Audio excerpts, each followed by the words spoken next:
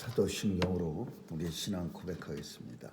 전능하사 천지를 만드신 하나님 아버지를 내가 믿사오며 그 외아들 우리 주 예수 그리스도를 믿사오니 이는 성령으로 잉태하사 동정녀 마리아에게 나시고 본디오 빌라도에게 고난을 받으사 십자가에 못 박혀 죽으시고 장사한 지 사흘 만에 죽은 자 가운데서 다시 살아나시어 하늘에 오르사 전능하신 하나님 우편에 앉아 계시다가 저리로서 산 자와 죽은 자를 심판하러 오시리라. 성령을 믿사오며 거룩한 공회와 성도가 서로 교통하는 것과 죄를 사하여 주시는 것과 몸이 다시 사는 것과 영원히 사는 것을 믿사옵나이다. 아멘. 사랑 많으신 하나님 아버지, 오늘도 주님의 은혜로 생명 얻고 또 주의 전에 나와 예배드림으로써 새날을 시작하게 하시니 감사합니다. 오늘도 온종일 주님과 함께하며 임마누엘의 축복이 우리의 삶 속에 넘치게 하여 주옵소서. 힘들고 어려운 세상 가운데 예수의 이름으로 승리하는 체험이 있게 하시고 이 승리의 체험 통해서 날마다 기쁨으로 살아갈 수 있는 온 성도들 삼아 주옵소서. 오늘도 마음속에 소원을 가지고 주께 나왔사오니 하나님 앞에 간절히 아랠 때 이루어 주시고 응답되는 것 보면서 하나님 앞에 영광 돌리게 하여 주옵소서. 하나님, 오늘도 뉴스 속에서는 날마다 끔찍한 일들이 일어나고 있습니다. 우리의 어린아이들이 총에 맞아 죽고 또 선생님들이 죽는 그런 사태들이 날마다 일어나고 있습니다. 하나님 도와주셔서 주님이 사랑하셨던 이 미국 땅에 하나님의 은혜가 아직도 풍성한데 하나님 이런 모든 끔찍한 일들 없애주시고 또 다시 한번 하나님의 영광을 온 세상에 전하고 증거하는 귀한 나라가 되게 해 주옵소서. 오늘도 온 세상을 주장하시는 하나님께서 공의와 또 정의로서 세상을 주관해 주시고 전쟁터도 종식시켜 주시고 또 아픔도 끝나게 하여 주옵소서. 오늘도 우리의 자녀들 지켜주시고 세상에 나가 마음껏 주의 사명 감당하는 귀한 자녀들로 다 삼아 주옵소서. 하나님께서 선교사님들에게 은혜 주시고 저들의 귀한 사역이 우리 주님 속히 오시는 그날에 상급받는 귀한 사역들이 다 되게 해 주옵소서. 감사드리며 예수님 이름으로 기도합니다. 아멘. 찬양 435장 부르시겠습니다.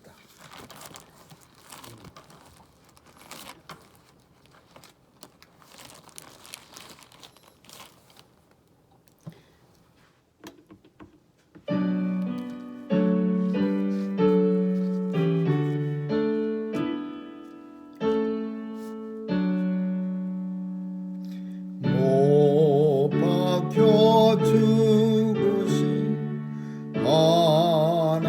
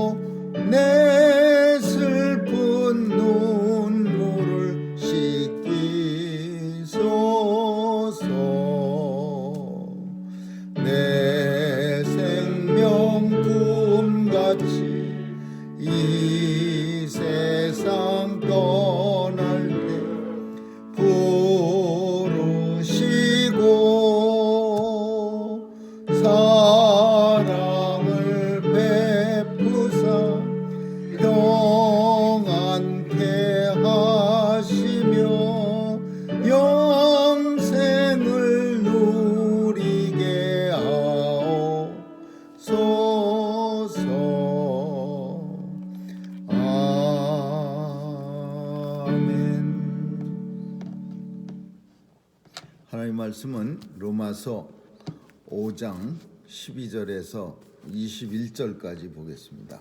로마서 5장 12절에서 21절 한 절씩 교대로 읽습니다.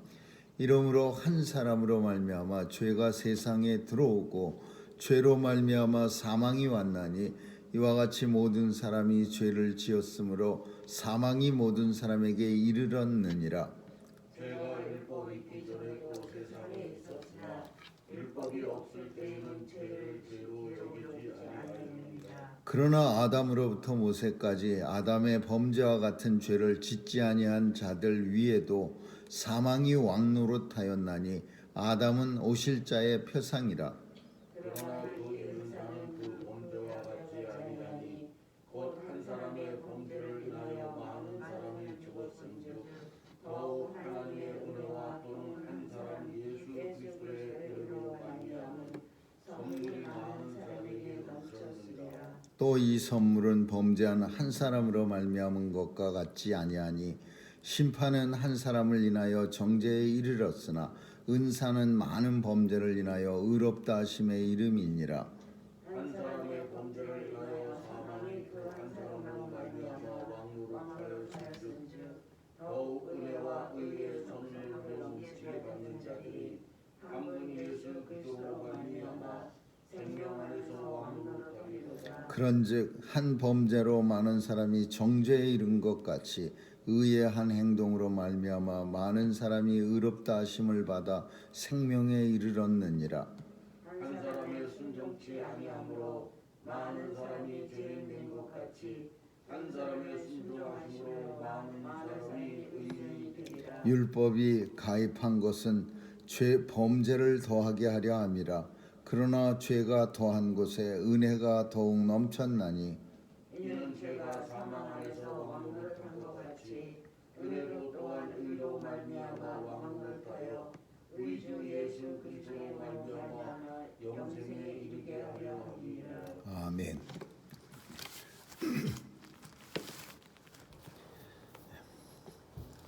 이 세상에는 한 사람으로 말미암아 죄가 들어왔습니다. 우리가 아는 것처럼 그 한 사람은 아담이고, 그리고 죄는 사탄으로부터 들어왔습니다. 우리는 종종 오해하는 것 중에서 죄도 하나님이 만드신 것으로 그렇게 생각하는데, 사실 죄는 하나님이 만드신 게 아니라 창조물이 아니라 허락하신 겁니다. 그 죄가 세상에 들어올 수 있도록 하나님이 허락을 하신 거예요. 그러면 죄를 가지고 들어온 존재가 사탄입니다. 사탄은 간교한 뱀을 사용해서 아담과 하와를 유혹하고 하나님 앞에 범죄함으로 사망에 이르게 했습니다.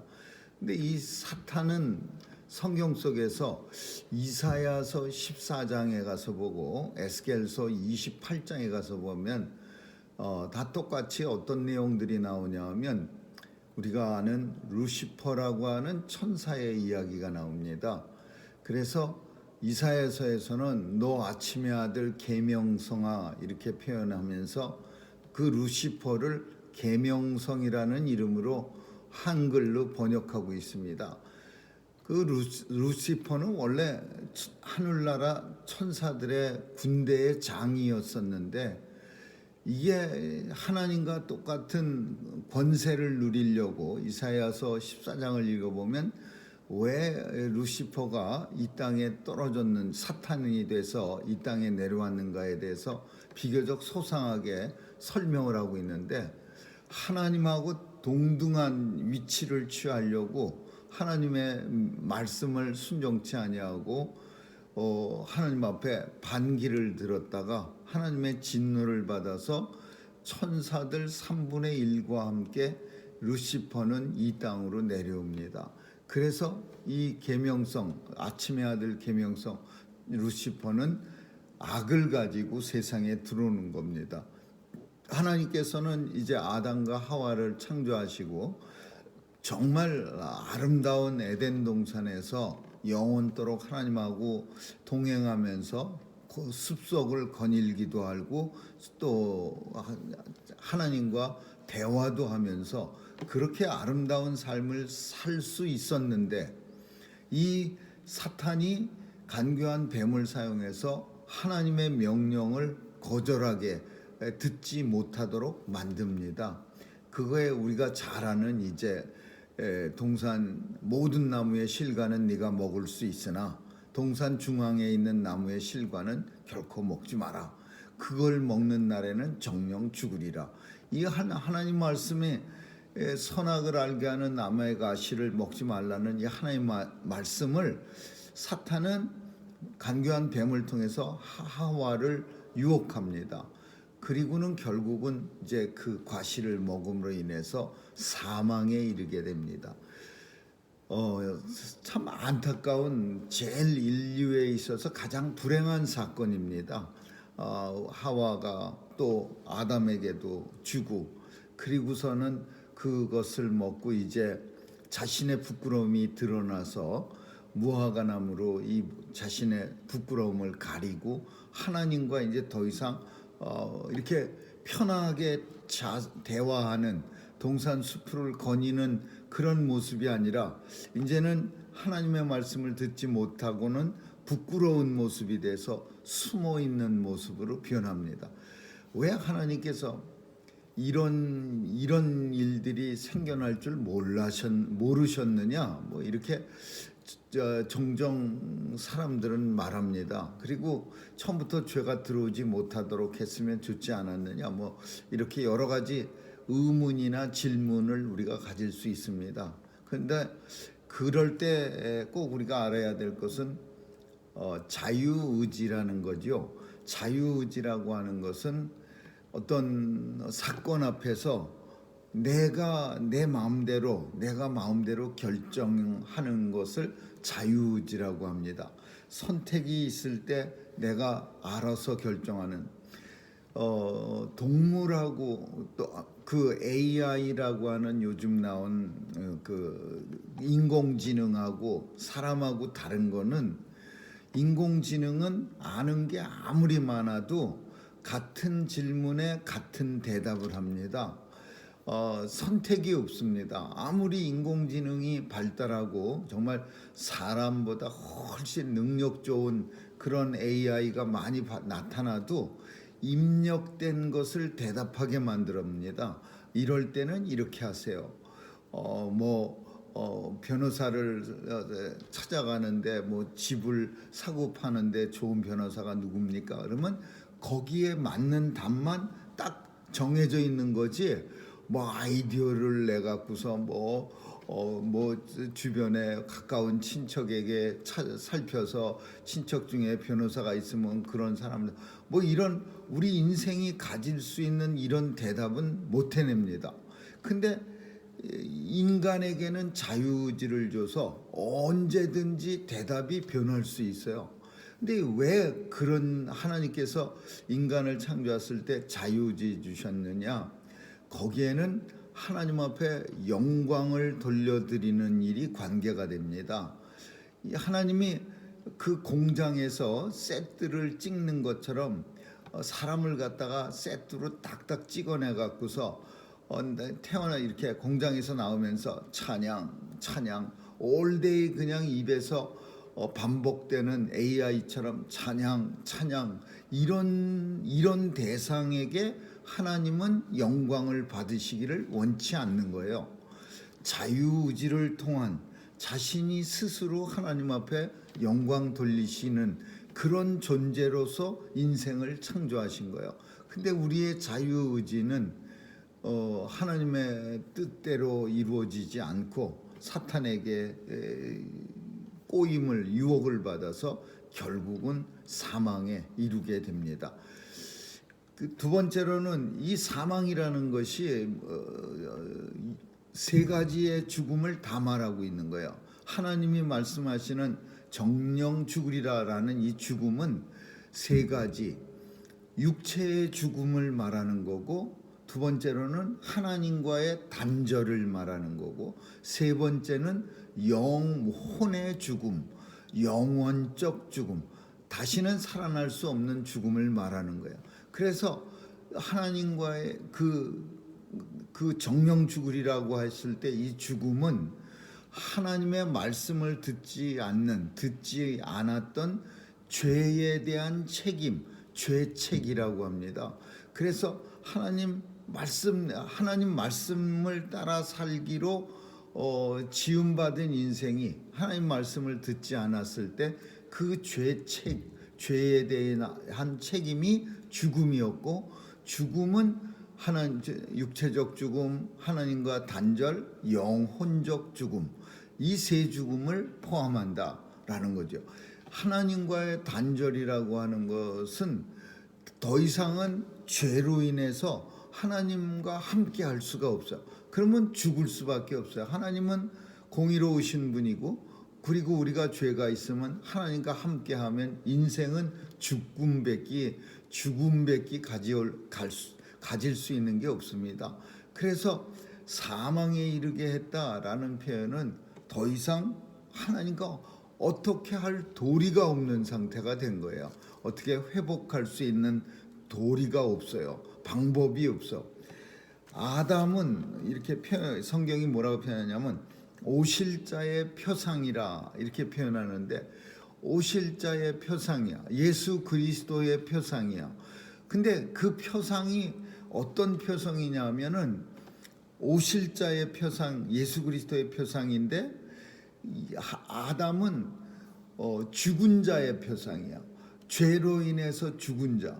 예수 그리스도는 산 자의 표상이야. 그리고 또 한 가지, 이 표상이라는 말은 어떤 앞으로 있어질 샘플, 앞으로 있어질 어떤 그런 샘플을 말하는데, 오실자의 표상, 예수님과 같은 표상인데, 예수님 하나로 말미암아 많은 하나님의 백성들이 생명을 누렸지만, 아담으로 말미암아 많은 따라오는 후사들이 죽음을 누리게 되는 거예요. 그래서 그걸 가리켜서 오실자의 표상. 그리고 오늘 성경엔 뭐라고 표현하냐면 아담의 범죄와 같은 죄를 짓지 아니한 사람들 위에도 사망이 왕노릇하였나니, 이게 아담은 오실자의 표상이라. 아담하고 한 번도 아담하고 만난 적도 없어. 그리고 아담이 지은 죄, 똑같은 죄를 지은 적도 없어. 우리가 선악과 먹는 일에 동참한 적이 있나요? 선악과를 먹을 때 사과 국물이라도 떨어진 거 받아 먹은 적도 없어요. 그러나 아담과 같은 죄를 짓지 아니한 사람들 위에도 사망이 왕노릇하나니 라는 표현은 이 땅에 육체를 가지고서 보통 생육법, 모든 사람들은 다 똑같은 부모에게서 자녀가 태어나는데, 이런 생육법에 의해서 태어난 사람은 다 아담의 후손이 돼서 사망이 왕노릇하는 거예요. 그래서 이런 교리는 굉장히 좀 힘들고 어려운 교리입니다. 예전에 그런 교리 공부를 할 때 사람들은 뭐라고 물어보냐 하면, 우리는 아담 시대에 같이 산 것도 아니고, 그리고 우리는 예수 잘 믿는데 왜 우리가 아담이 지은 형벌을 우리도 감당해야 하느냐, 우리가 사망이 왕노릇해야 하느냐, 이런 질문들은 흔하게 가질 수 있는 질문입니다. 근데 이걸 오실자의 표상이라는 성경이 그렇게 해석하고 있어요. 오실자의 표상, 예수 그리스도가 오심으로 인해서 하나님의 자녀들이, 예수님하고 십자가에 우리가 달린 적 있나요? 하나님 앞에 우리가 산 제물로 드려진 적 없었음에도 불구하고 오실자의 표상이신 예수님이 십자가에 죽으심으로 인해서 그 보혈의 공로가 내게도 효력이 있어서 하나님 앞에 의롭다 여기심을 받은 것처럼, 오실자의 표상이란 표현은 아담의 범죄함으로 말미암아 아담의 후손인 아담의 후사인 모든 보통 생육법에 의해서 태어난 사람들은 다 죄가 사망이 왕노릇하는 거죠. 그래서 잉크 속에 이렇게 물을 갖다가 큰 양동이에 잉크를 한 방울 똑 떨어뜨리면은 이 잉크가 어느 틈엔가 전부 퍼져갖고 양동이 속에 들어있는 모든 물이 시퍼래지는 것처럼 온 세상을 공동체로 여기 하나님이 창조하신 공동체야. 인류의 공동체. 근데 이 인류의 공동체에 아담과 하와가 잉크 한 방울을 똑 떨어뜨렸어. 그래서 온 양동이에 있는 물이 시퍼래지는 것처럼 인류는 아담과 하와의 죄에 오염되어 버린 거예요. 그래서 오실자의 표상이라는 이 말이 결국은 아담과 하와의 후손인 우리 인생들은 다 사망이 왕노릇하는 죽을 수밖에 없는 존재가 되는 거죠. 그래서 이 죽을 수밖에 없는 존재로 하나님은 그냥 두시지 않고 아담처럼 산자의 죽은 자의 표상인 아담처럼 이제 산자의 표상인 예수 그리스도를 이 땅에 보내주셔서 예수님을 한 사람으로 인해서 아담의 한 사람으로 인해서 모든 인류가 범죄한 것처럼 예수님 한 사람으로 인해서 모든 하나님의 자녀들이 인류는 아니야. 모든 하나님의 자녀들 예수 그리스도를 구세주로 고백하는 모든 하나님의 자녀들이 예수님이 하나님으로부터 얻어낸 의를 하나님으로부터 얻어낸 생명을 누리게 되는 거죠. 이런 사실들을 율법을 통해서 알게 되는 거예요. 율법을 통해서 우리는 흔히 모세 때 하나님으로부터 율법을 받았다 그렇게 말하는데 오늘 성경은 그렇지 않습니다. 죄가 율법 있기 전에 세상에 있었으나 율법이 없을 때는 죄를 죄로 여기지 아니하느니라. 아담서부터 모세까지 아담의 범죄를 이게 무슨 말이냐면 율법이 있어서 비로소 우리가 죄를 깨달은 게 아니라 이미 모세 전에도 율법은 있었고 그리고 그 율법이 있었기 때문에 그 죄를 우리 인생들은 알 수 있었다라는 거예요. 율법이라는 얘기를 왜 자꾸 하느냐 하면은 오늘 우리가 말하는 이런 모든 것이 율법이 없었으면은 우리가 알지 못했다 그렇게 표현하는데 사람들은 그렇게 말하고 있는데 율법이 있지 않았어도 모세로부터 율법이 들어오기 전에도 이미 인류는 죄 가운데 있었다라는 거예요. 율법이 모세로부터 시내산에 가서 율법을 받습니다. 그러면 그 율법이 있으니까 이 율법에 우리가 저지른 게 죄네. 그래서 거기서부터 깨달은 게 아니라 모세 이전에도 이미 율법은 있었고 그 율법이 있었음으로 인해서 이미 인류는 죄 가운데 있었다. 그걸 말하고 있는 거예요. 율법이 가입된 것은 범죄를 더하게 하려 함이라. 율법을 하나님이 모세를 통해서 준 까닭은 더 많은 범죄가 드러나게 하려 함이라. 사람들은 어리석어서 만약에 지금도 마찬가지입니다.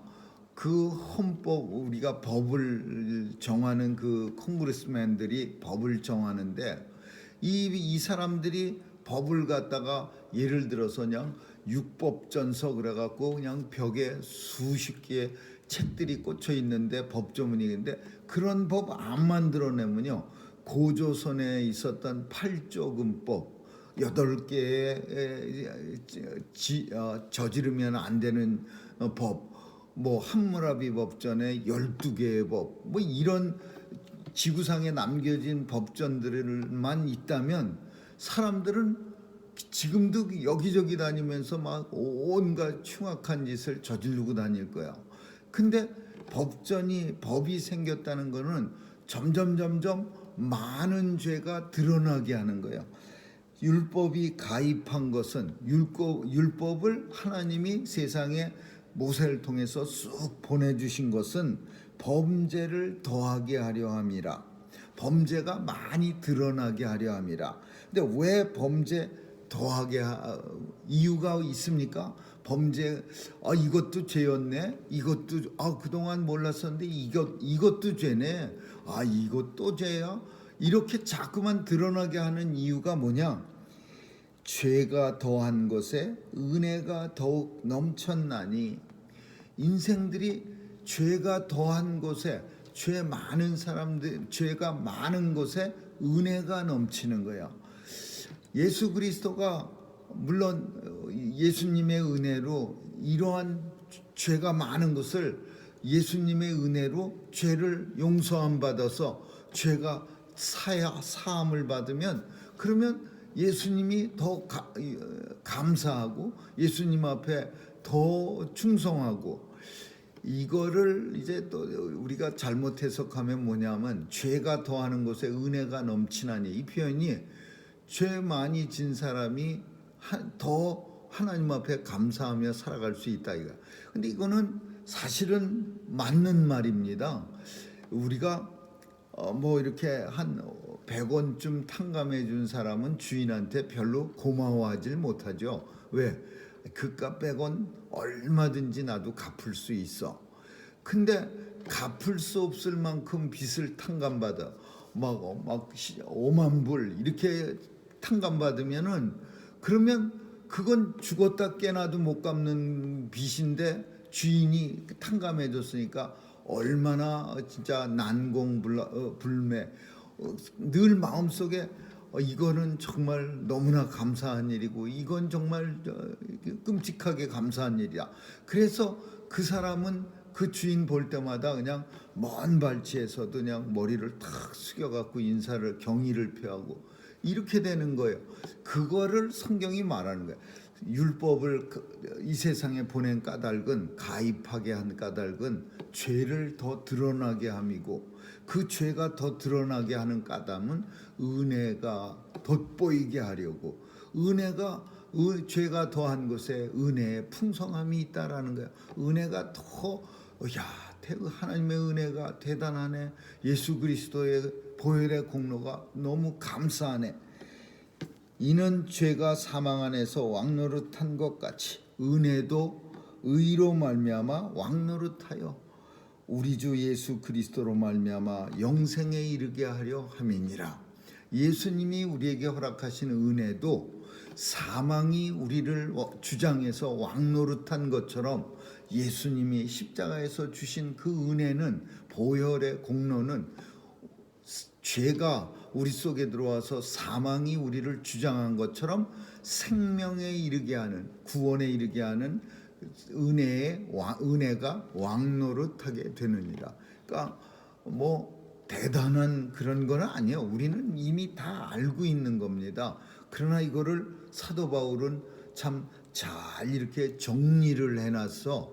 아주 그 당시에 많은 이방인 교인들한테, 특별히 세계의 수도라고 할 수 있는 로마에 사는 그 쟁쟁한 사람들에게 어떻게 해서 이 교리가, 성경이 이루어졌는가, 우리가 어떻게 해서 은혜의 자리로 나아가게 됐는가를 이렇게 설명하고 있는 거예요.